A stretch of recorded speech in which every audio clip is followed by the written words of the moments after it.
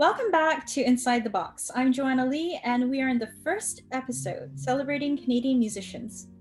Today, we bring you an intriguing, multifaceted musician who is a pianist, singer, composer, educator, and one of the innovative founders of Gamelan Bike Bike in Vancouver. She has held residencies at the Banff Centre for the Arts and Joya AiR in Spain. She has toured Canada and internationally with her Avant-Pop group, Only a Visitor, releasing 3 albums to date. She is also in a duo called The Giving Shapes. Her role as a composer includes commissions for ensembles such as Little Chamber Music and Grammy-winning Third Coast Percussion as part of their emerging composer project. As a founder of Gamelan Bike Bike, our guest was part of bringing a unique, modern, and sustainable approach to instrument making of the ancient Indonesian art. They have performed at notable music festivals such as the Western Front, Vancouver New Music, and the Vancouver Folk Festival.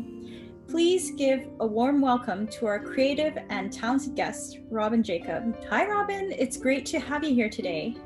Hello. Yeah, so I was wondering if we could start off with your origin story and how you got into music and where you are today. So I've been playing music since I was really young. I was fortunate to have private piano instruction starting from, I don't know, I think I was 5. But I also have a lot of music in my family. It was kind of like I had some, my aunt was a really big mentor for me, and she also played music a lot, but also I have some sort of like Chinese opera with my grandma was singing a lot, and then my mom is singing a lot now, and so that was sort of already a thing. They didn't really find their roots in performance till probably they were adults, but so yeah, music has played a big role in my music in my life. I studied at UBC and after high school, and then but before that I was also playing in bands in high school, and had sort of like many different musical lives for a lot of my growing up. And in UBC, that was where I found Gamelan through Michael Tenzer, who still teaching there. And then over time, I sort of branched out in a lot of different ways, but in the past couple of years, I've been kind of going back to my roots in art music and concert music, and have been sort of hybridizing all of these different things that I do with sort of the pop DIY side and the experimental side, and like the more classical side as well. So yeah, it's very much a mishmash of things, and things coming together over time. That's really cool. Wow, you have quite the arc in your story. I guess so. I feel like it's ongoing. I mean, I have I also, and I don't know if you've dealt with this too, but I know a lot of musicians have, but I've also dealt with repetitive strain injury that sort of stopped my performance trajectory. Not that it was really going anywhere, but it kind of like really solidified my identity as a creator and composer. So that was a big factor, actually. Yeah, I think that's really important to address. I mean, repetitive strain is not only for athletes, but for musicians as well. And we're actually in the same boat as them. And it's good that you took it easy, because we don't want it to get any further or aggravated more, right? Yeah, and it's really amazing. I feel like things are changing now in terms of how people are considering musicians, as we had like micro athletes, like we use these tiny muscles so specifically, and we are literally taught to do things over and over again.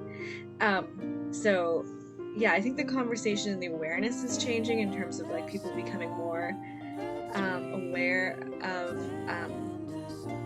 those kinds of physical challenges. Absolutely. How would you say you overcame these injuries? Through a lot of different things. I think the main thing is like there's a bit of a mental game and there's a bit of a physical game, because it can be really easy to get very like depressed, and because it kind of calls into question your whole mode of being. If you're like, this is who I am, I relate to myself as being a musician and I play this instrument and whatever, and then you can't do that, it shatters your worldview in some ways of who you are. And so I think being able to find another thing to kind of do to sort of fill in that part of myself was really important, and what didn't happen overnight, I had to find it, but also just really taking a break. It's really hard to take 6 months off of playing, but you have to do it sometimes. And then being able to find, like now as I'm older and I kind of have a better idea of things in time, right? I'm thinking like, oh well, you just have to do something else that's constructive. It can still lead to the same goal, but it might not be actually playing. So I think I have better tools now, but at the time it was just rest and finding an outlet. And then of course there's all the therapy side. Like for me personally, a massage is really important, and so but with everyone, I think everyone has different things that will help. Absolutely. Thank you for addressing that, and I totally agree with you.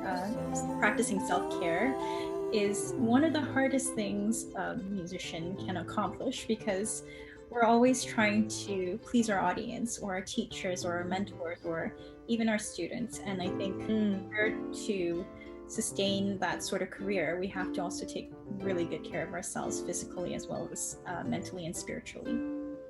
Yeah, definitely. I feel like that also, in terms of when you mention students, like, it's really, I feel like that there's a big responsibility that we have to these like young emerging musicians, to be real to them about these things, where it's like, okay, well, this is that common. It's so common. It's incredible. And, really getting to know your limits and know, just to listen to the body. I feel like that's another part. Not that I didn't have a bad, introduction to that through teachers that I've had, but it's more just the general attitude of like we're not just here to play music incredibly well. We're also here to like spread a message or provide something to audiences. And there's like so many different roles that musicians hold that I feel like we're starting to like fill those roles better. Yes. Like I love it going to a concert and seeing the people playing like really talk about the music and why they're playing it. Yes. And stuff like that. I think it's all related. Absolutely, and you connect with the audience more when you are able to express yourself not only in performance but verbally as well, and let your intentions be significantly known or obviously known, right? Totally. Yeah. So let's talk more about your main roles and the ensembles you're currently involved in today. Yeah, so actually on yesterday, I had a gig with the Giving Shapes, which is myself, I play piano and I sing, and then Elisa Thorne, who plays harp and is also singing. And so this is a project where we are collectively composing, which is something that I don't do a ton of actually, so it's really cool. Elisa has a really strong background in improvisation and also in composition and songwriting. And so this project is basically like a collaborative songwriting project, which is really interesting, and it's been a really fun process because we are basically learning how to make room for the other person in the compositions that we put together. But yeah, we had a live stream concert with the Jazz Festival yesterday, which we were talking about like might be one of the last live streams that we do where there is no audience. Yeah. Which I think is really interesting because so the energy is different and there's no one. I mean, there's people there. There's people helping with the cameras. There's the sound person. There's 4 people or something.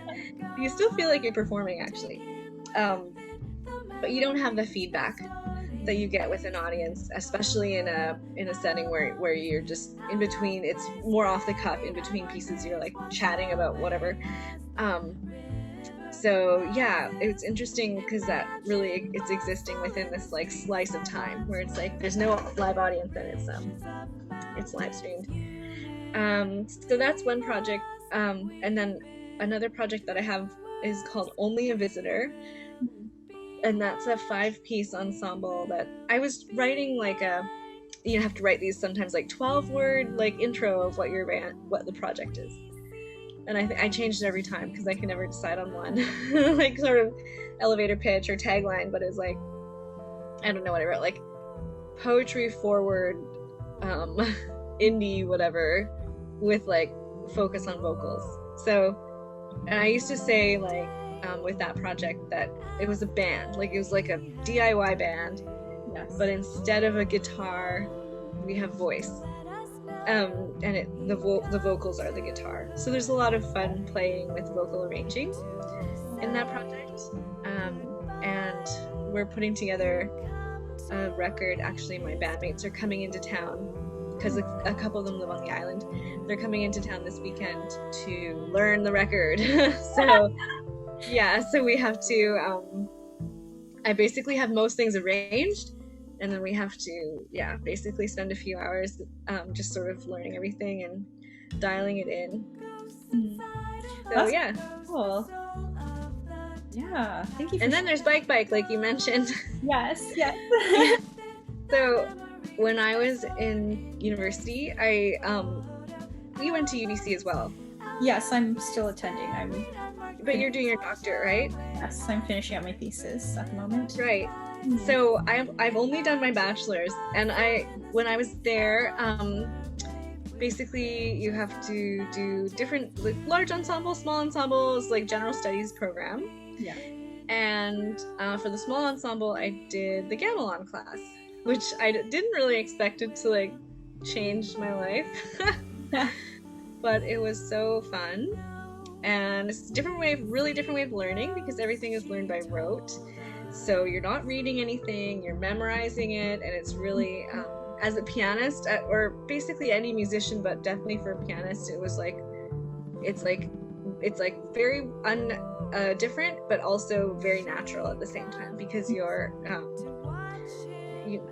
I don't know, just sort of, if you have good ear training, it's quite easy to get into at first, but then the rhythm side comes and lands, and you're like, okay, here we go. Because there's so much interlocking. Yes. And hocket playing, and the idea being that the whole ensemble is one voice. It's like orchestral playing, but I feel like it needs to be a lot tighter than orchestral playing. But I don't really know what I'm saying because I don't play in an orchestra. But in my mind, it's different.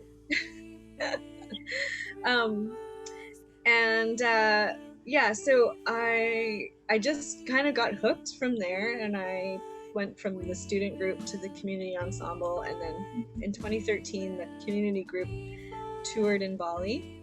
And that was really amazing experience.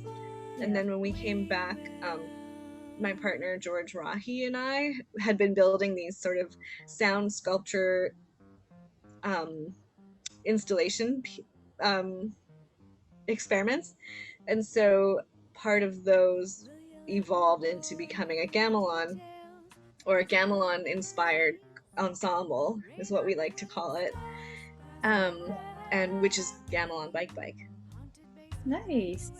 That's so cool, especially because we don't have the means to build an actual traditional gamelan, and it's really cool that you guys took bike parts and just built something that's an ancient instrument, but you had some guidance, obviously, I'm guessing, and yeah, that's pretty neat. Yeah, the cool thing is that gamelan design and build is still a living tradition. So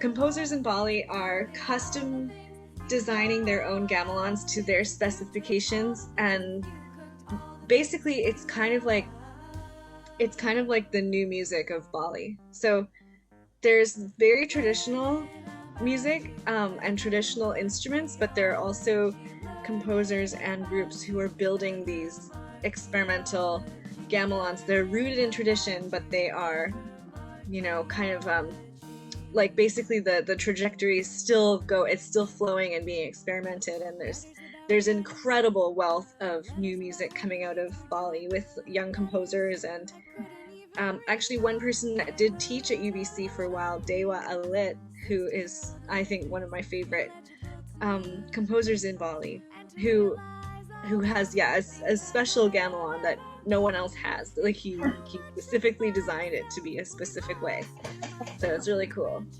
Nice. And he built the gamelan himself, or he had it custom made? Yeah, they have pandes or gamelan makers, and so the makers will be able to kind of receive your request and exactly what you want and exactly how the tuning system will go, and then they'll put together, they'll work with the metal, and then the frame and the sort of structure of the instrument, I'm not sure exactly. Maybe they'll put it together for you, or maybe if you have a special somebody who's going to make it. But really the pande is like really they're working with the metal and they're tuning it, which is it's complicated. Wow, it sounds complicated. Yeah, it's a real rabbit hole, actually. Oh. Yeah. Speaking of the gamelan, can you tell us more about the history of the instrument now that we know what it is like in modern times? Yeah, in traditional gamelan? Yes. Okay, so in traditional gamelan, there are different kinds of gamelan and gamelan-like instruments all over Indonesia. So the kind that I have studied is from Bali specifically. So in different areas of Indonesia, there's I would maybe say that Indonesia is itself kind of like how Canada is a big country, but there's actually many different indigenous nations within Canada that are they're independent nations. Right. So I would say it's something, the colonial structure is a little different, but it's similar in Indonesia, where there's no pan-Indonesian thing. It's like in Bali specifically, you have different kinds of gamelan. Actually, there are different kinds of gamelan. So, and traditionally the gamelan is so Bali is Hindu, majority Hindu, and so gamelan music is very much tied into the community structures and spiritual structures. So, and religion. So in a lot of ways, you will have it's paired with ceremony, or with some other sort of community event.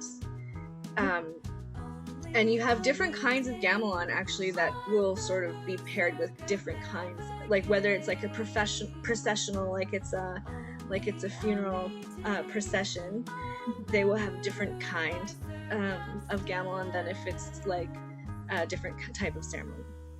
And so yeah, it is really tied in with so ceremony, but also with dance.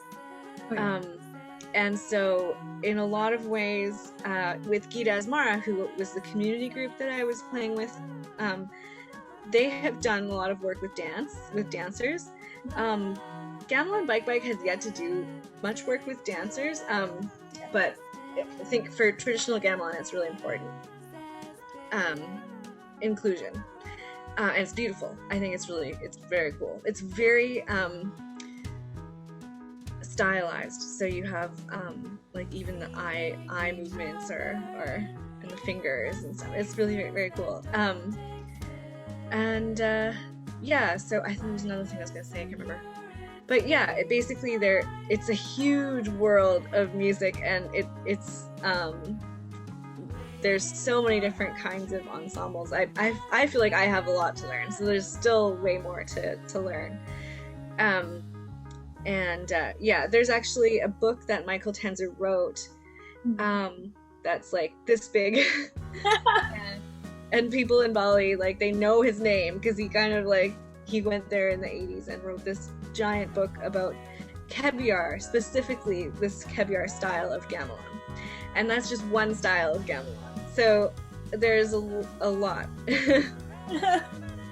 Yeah. Yeah, I do remember taking a class with Tenzer, and he got Philip Yampolsky to come in as a guest lecturer, and it's really interesting because I think they, both collaborated on something. I forgot what it was because it was a few years back, but yeah, it's very interesting to learn a lot about, that side of the world, because it's not a common thing that we would learn generally in our Canadian education, right?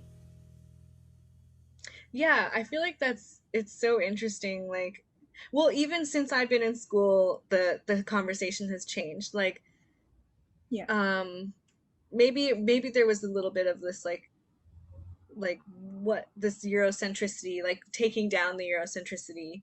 yeah, But I think even now it's like even more so, where it's like the centering of different kinds of music is being questioned. So I think, yeah, I think it's a really interesting time, basically.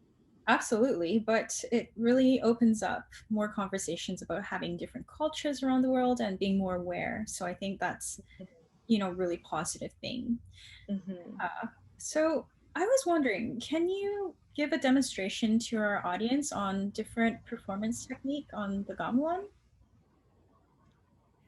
Okay, so I'm just sitting down here next to what's called a gender instrument. This is a cantilan instrument, meaning that it's smaller and the higher octave of the pair. So there'll be, usually in an ensemble of four, there'll be two of these and two pamade gender, which are bigger, basically, lower octave.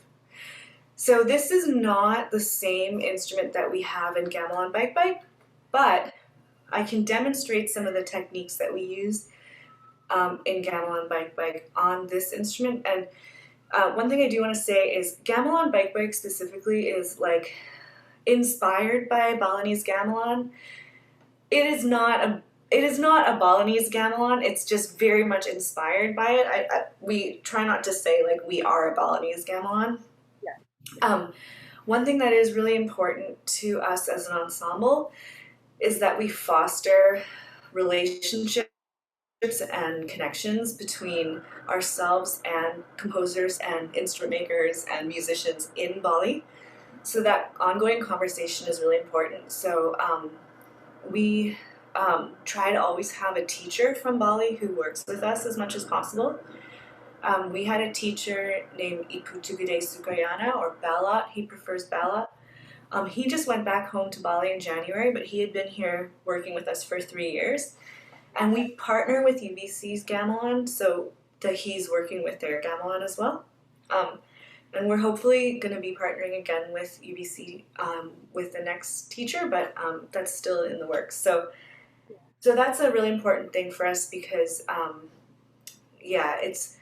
no one in the group is Balinese. We just love music from Bali and study music from Bali, and so for us, it's really important to maintain like a really healthy relationship and to continue learning about Balinese music and just respecting like where it sits in the culture and how our ensemble is different from that. So Yeah, I think Bala was like, yeah, your Gamelan Bike Bike is like West Coast Gamelan or something like, which is actually interesting. There is actually a really big, there's actually a lot of gamelan on the west coast of North America. I think it may have started in this. I want to say Expo '86 was a big deal because that's a gamelan basically was given to the Expo from Indonesia, and I think it went to Toronto. But it may have been the first gamelan that was in Canada. And since then, there have been a lot of gamelan. There's just that started kind of the bloom of gamelan, and then Michael Tenzer, who teaches at UBC, he is also a big reason why gamelan is so big here. Like he was our teacher. I studied with him, and also with Iwan Sudirana or Sudi, who was also a teacher at UBC when I first started. Okay, so I just wanted to give a little bit of that because I think it's really important to acknowledge sort of where our group sits in the community and who I have learned from.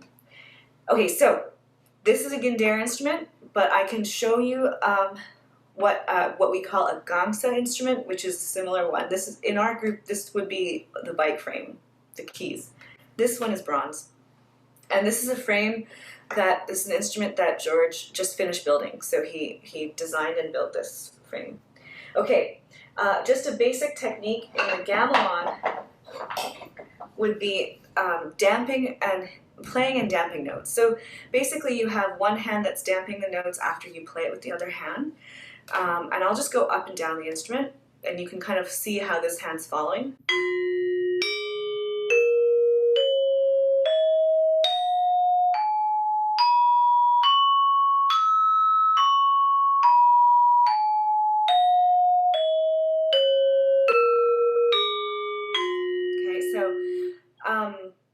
So that's kind of like a really basic principle to playing. Otherwise, you end up with this wash of sound. It's like if someone had the damp pedal stuck down on a piano, it would be awful. And then another really important principle is on the Gangsta instruments of Gamelan Bike Bike and of Balinese gamelan is interlocking parts. So that you can play really, really fast, basically. You can play these elaborations really quickly. And it's super fun, and I think that's one of the most fun parts of gamelan. But it's hocket basically. So you have one part might go like this. You have this little loop, and then another partner part called the sangsi part might go like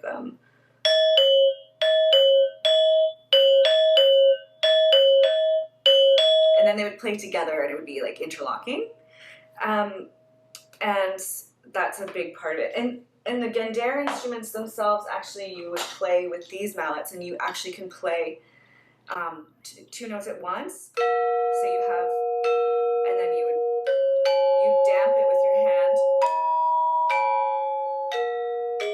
So it's a very different style. So this is actually how the instrument is supposed to be played. And then I'll show you one other thing. I'm going to show you now a couple of instruments that we actually do use in Gamelan Bike Bike. They just happen to be here. So these are the newest instruments that we made. They are modeled after the rayong instruments, which are a row of pot gongs. And you play them with up to 4 players sitting in a row, and you have 2 mallets. And usually they're not so high up. I just wanted to put them somewhere. Usually they're on the ground. And so basically you can do similar kind of patterns. So you have this damping you have to do. So if you're going back and forth, right, you have to damp it so you don't end up with just that. So you can see that you have to come back down on the note when I play the other note. So that takes a little while to get.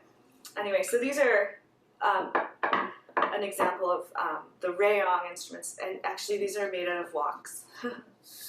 So these are actually IKEA woks that George has tuned and then painted. So yeah, that gives you a little bit of an idea of some of the stuff that we have. in the gamelan. Thank you for sharing. So I was wondering, what is it like to have multiple roles as a pianist, educator, and other leadership roles? Yeah, definitely it's a lot.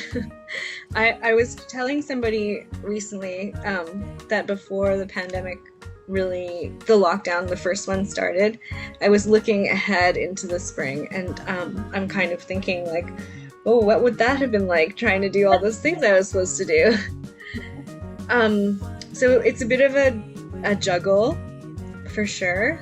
Just getting everything, making sure that everything is going to happen in the timeline that I'm hoping, and that I don't have too much happening. In fact, now as things are starting to open up, and in the summer is usually, I don't teach in the summer, and so I have a little bit of time to catch up on freelancing stuff and just sort of reconfigure my next school year. And I'm looking ahead and I'm thinking, okay, it's going to be different now because I'm not going to let myself get overwhelmed with stuff. So it's really about drawing the line and just being like, hey, this is not possible, but I would like to do it, but I can't say yes to everything. I was talking to Aram, who is the music director at the Western Front, and he was saying the same thing. Like, sometimes you have to consider, like, well, what is something you need to do now because you don't know where it will lead you in the future. So there's a lot of considering that I'm making right now.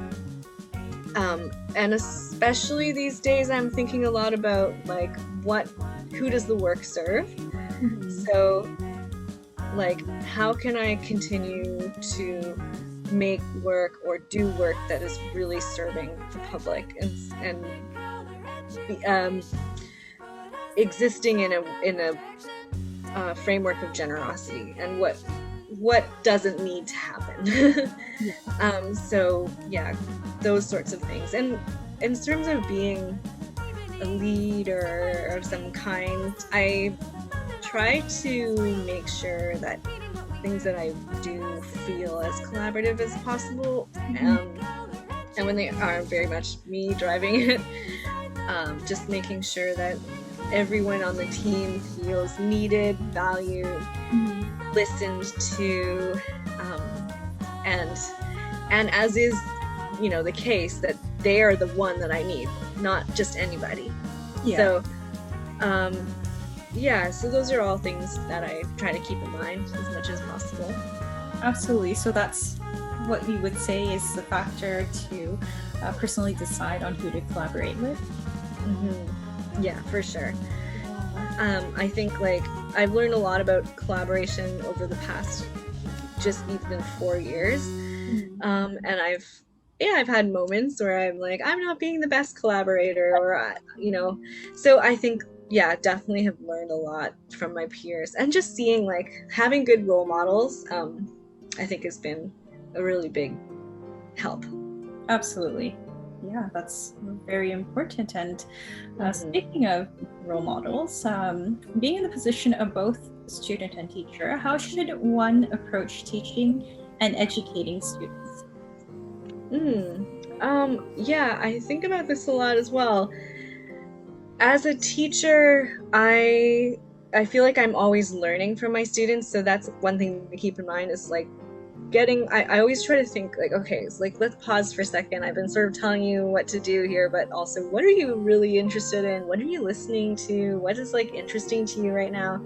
Because I feel like, especially with my younger students, like, they're kind of my connection in a lot of ways to, like, what is cool and what is up with, like, kids, right? Because I'm in my 30s, so I don't know, really, I don't.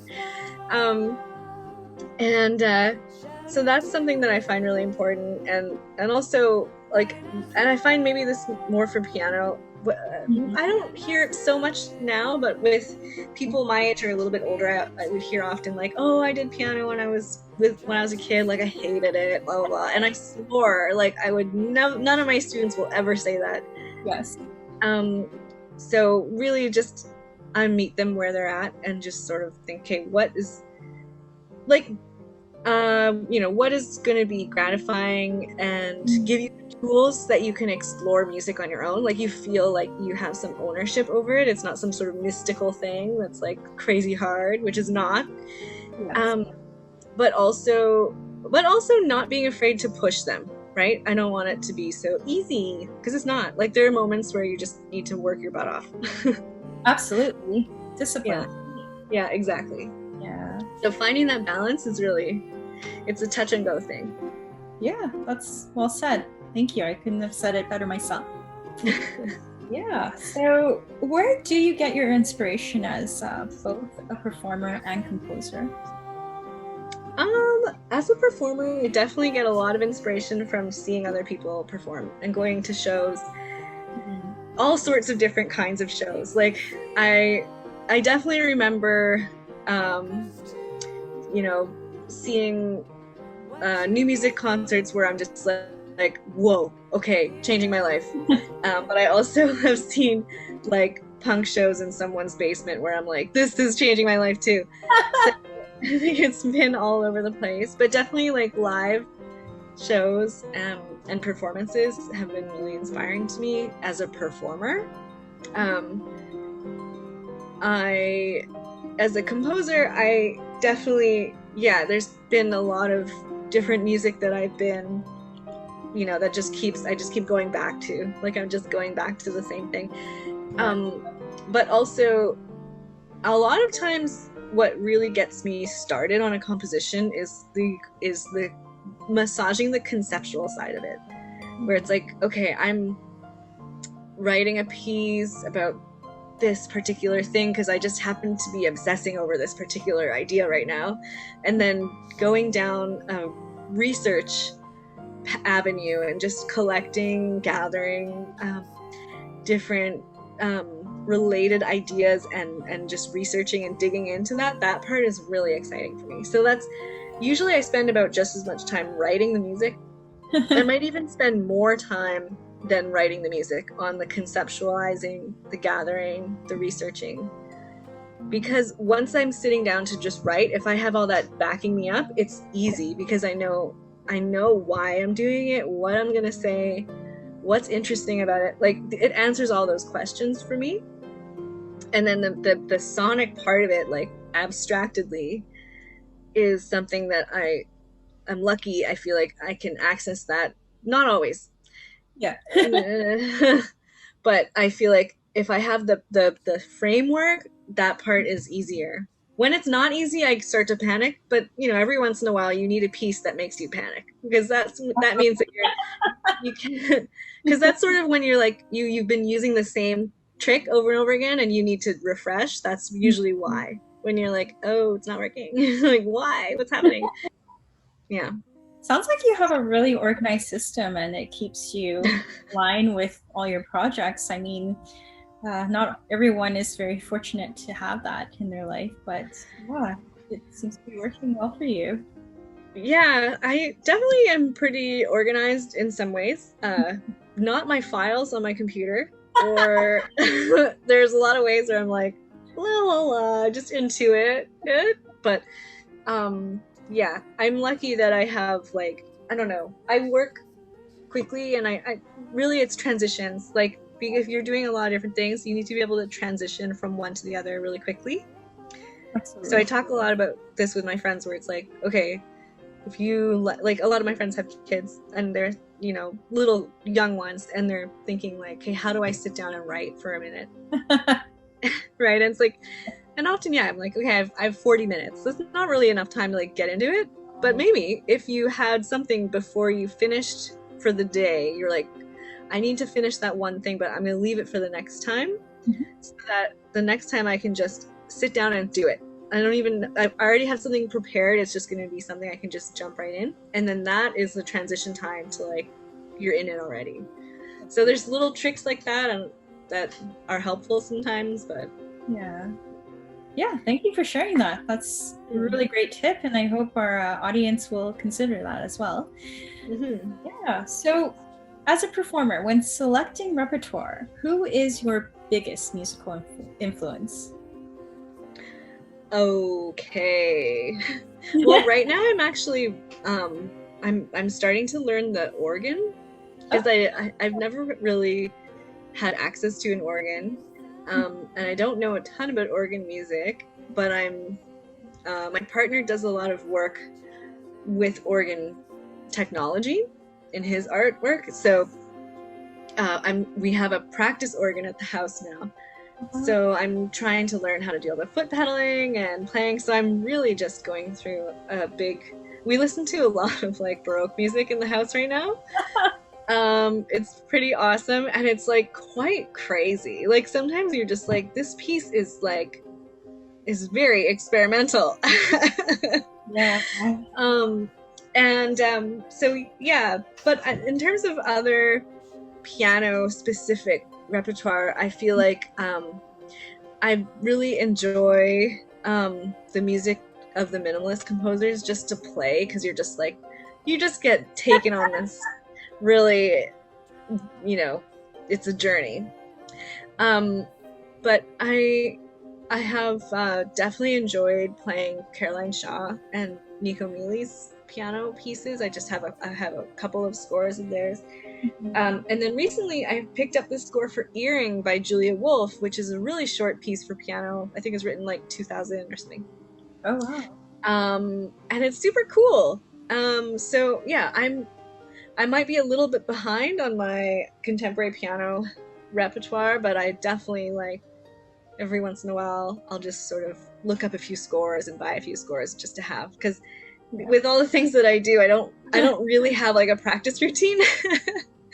So oftentimes it's like I'll have a couple days of real good practice where I'm like working on a piece, and then I won't play for I won't play like that for another couple of weeks. So in terms of like repertoire on the piano, it's really Anne Southam is another composer whose pieces I've been really enjoying, her Rivers series. But yeah, it's just basically it's very much like an amateur piano hour kind of time. It's still pretty cool that you actually keep up to date with contemporary composers. Are any of them Canadian, or are all of them Canadian? Yeah, Anne Southam is Canadian. Nico Muhly and Caroline Shaw are not Canadian. I think Julia Wolf is also American, so the rest of those are American composers. Yeah. But yeah, and that's another thing also, is like there are a lot more resources these days about like composers of color and Indigenous composers and Black composers, and I feel like that's like a whole avenue to explore as these works start to get more easy to find, because that's sort of another thing, is like if you're looking for scores that are published, you're already limiting yourself. Yes. So it's that's like there's a lot more to delve into, for sure. Absolutely. Well, thank you for sharing that. It's really interesting that you dive into American contemporary composers, because that's not what a lot of Canadian artists seem to do these days. They seem to just be really glued to the Canadian contemporary artists. So I think that's really expansive and awesome that you do that. Yeah, I mean, I think these American composers are like pretty. I don't know. I feel like they're the ones you'd find first in like the contemporaries. In a lot of the modern stuff, they're like contemporary sweethearts, I guess I would say. So I'm excited about delving more deeply into some other more piano music, for sure. Absolutely. So can you tell me more about the recordings you were involved with? So mostly have been recording my own music through Only a Visitor or The Giving Shapes, but also other pieces that I've written that maybe they need a singer or something, and I'll sing as part of a small group. As a not trained vocalist, even though I have my own band, I feel like sometimes I'd rather not be the lead vocalist on a project, but yeah, that's basically, so I have a little bit of experience producing records, essentially, which kind of has different meanings depending on the project, but it would be like organizing the studio time. What do we do when? How are we recording? But also arranging and that kind of side of things too. So yeah, definitely I really like recording because I like that amount of pressure where you're just, you know, it feels so good to just be ready and just do a good job, and then you can hear it come together. Yeah, in a way when you're recording, it's like not like live, because you can really get the sound that you want in terms of like the timbre of things. Like if you're live, it's cool. You can usually have your monitor. Like if you're on a big stage, you have your monitor, you can hear your own voice, you can hear just as much of the other members of the group as you need to really be together. But it's not like the perfect mix, right? Because this is just the monitor. And the person doing the sound is the person who's creating the perfect mix for the audience. But unfortunately, you often don't get to hear what that sounds like. So you're kind of at the mercy of the sound person. Whereas when you're in the studio and you're mixing and whatever, after you've actually recorded, then you can be like, okay, well, this is the level that I want. And this is, you know, and you have the, as best as the instrument can sound or whatever. Yes. Yeah. Absolutely. I mean, mixing is so complicated. I just sort of learned last month what that was about. And I have to say, it sounds like you need a lot of patience to do that. Mixing is a real rabbit hole too. Like I just took a course on mixing with this wonderful studio called Tribome in Colombia. It was like a course online. Basically, it's private lessons on mixing, audio mixing. And it's crazy. There's so much to learn, and it never ends, right? Because it's like basically you have this, it's like painting. You have this palette, and you can make anything. So it's really incredible. Absolutely, and technology keeps advancing, so you have to learn, you know, new technology and how to upgrade your own system or your own knowledge of the system, I guess. Yeah, definitely like learning the software. That's kind of a thing. But once you start, once you get over the first little curve, you just add a little piece of knowledge every time, and then before you know it, you're like, oh, I just don't know how to do this one thing, and we figure it out really fast, and then you can do it. Yeah, that is true. Yeah. Well, it sounds like you did so much during the pandemic, especially since everything's pretty much, well, it was closed. It's now opening up for now, but yeah. So speaking of, you know, current events, with the way of the world today, how can we bring in cultural diversity and openness to society during these times? Yeah, that's a big one. I feel like there's so many different ways you could do that, but one thing that I try to do is just to be curious about what other things are happening. So I also like to put myself into different situations where I'm like, I'm gonna go volunteer with this with Watershed Watch, which does like salmon habitat restoration, and you know, just be with people that I wouldn't have maybe never run into.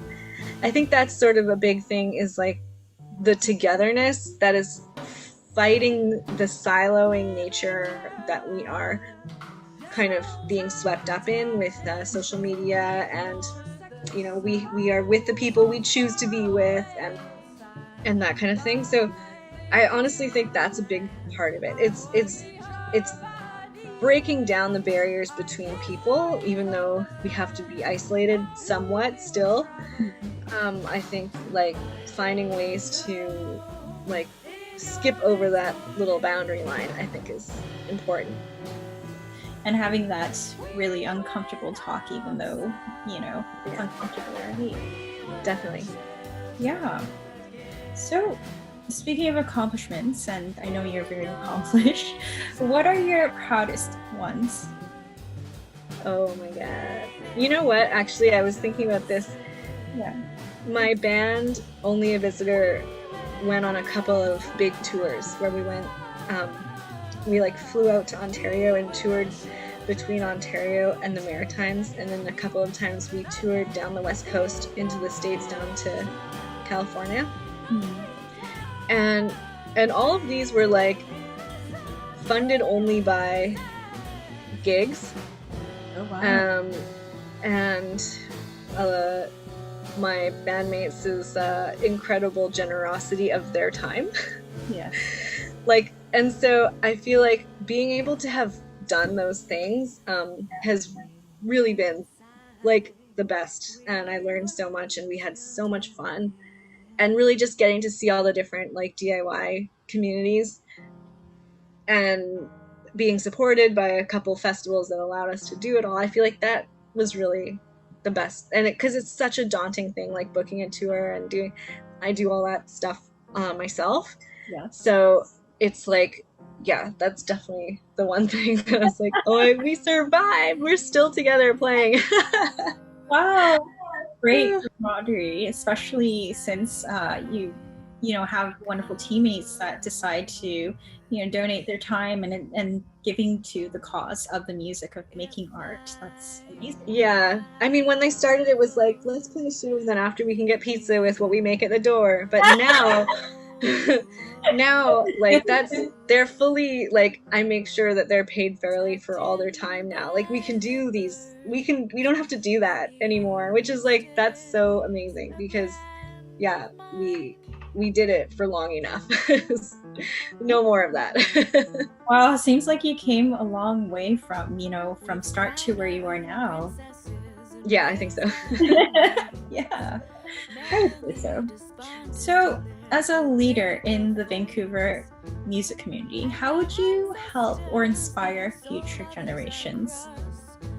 I'm not sure if I'm a leader. I still feel like I'm just figuring it out. But I would say like my biggest thing for younger musicians is like helping them navigate how to get to the good stuff while cutting the crap, like like figuring out there's so much to learn, and there's so much to learn where you just have to ask your friends. Like I feel like I ask my friends questions all the time, and they were so generous. So I think like it's just making sure that those resources are there and in us, like, and so absolutely. People like my peers are ready to just be like, oh, you need help booking this tour, like here, let me give you that spreadsheet with like all the venues on the West Coast, or like, things like that. Yeah. And it's like, especially in the DIY community, there's so much of that. It's like built on generosity. So I might have to pick your brain later on about that. Yeah. Yeah. So yeah, thank you for answering all my questions. I was wondering, what does it personally mean to be Canadian? It's changed, I think, over time a lot. I think at this point, what it means to be Canadian is really confronting what it means to be whatever kind of Canadian you are. So for me, as a settler Canadian, it's really about solidarity and commitment to a decolonial lens and really learning and listening. I think one thing that has been really great for me recently has been having these difficult conversations with family and friends, and just learning a lot and working through emotions and ideas, and I think also like I think a lot about environment and climate as part of, and stewardship as part of that, as part of being an ally, so yeah, I think it's just about so many things. It's not just about one thing. It's an ongoing learning thing where I'm constantly figuring out what it means. Absolutely. I mean, I think we all are at this point in time, right? Mm-hmm.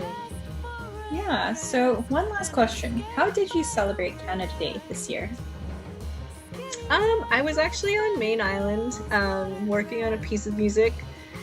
So I don't know. I think I basically read a lot about, well, actually, I'm getting my days mixed up. I had a pretty quiet week to myself. It was actually the first time that I was alone in over a year. So, yeah, I just hung out by myself, basically. I went for a nice swim in the ocean. Nice. That's wonderful. Yeah. So thank you so much for sharing. It was really wonderful to have you here today, Robyn. Thank you for Thank you. Your talents as well. And for our viewers, thank you for tuning in. Your support means the world. After this, there will be performances of Robyn, and you will not want to miss it. So please enjoy. Don't forget to hit that like button, subscribe, and hit that notification bell.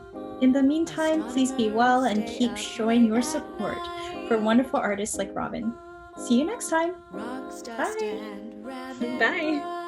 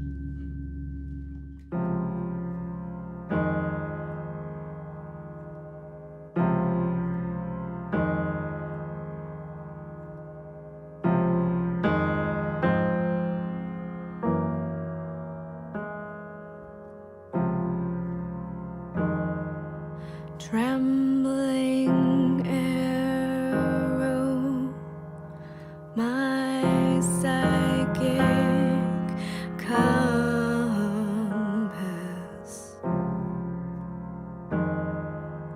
If I travel, lead me home.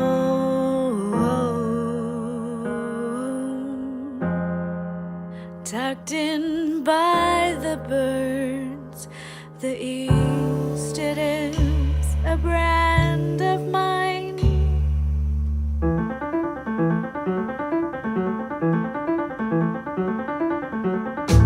We've crowned our own princesses and raised our own knights, merrily despondent in their political fights. And our ancestors, they have sold others our cross, the myths we've created and the gifts we've lost.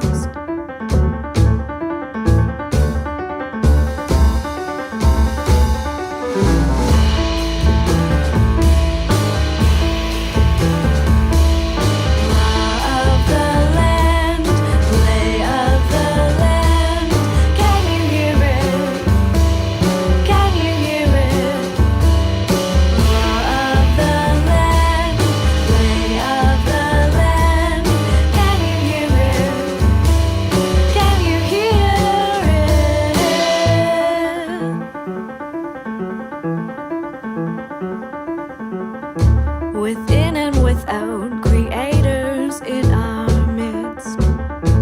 Within and without, creators of our myths. And all the world trying to be reflections of our local beauty.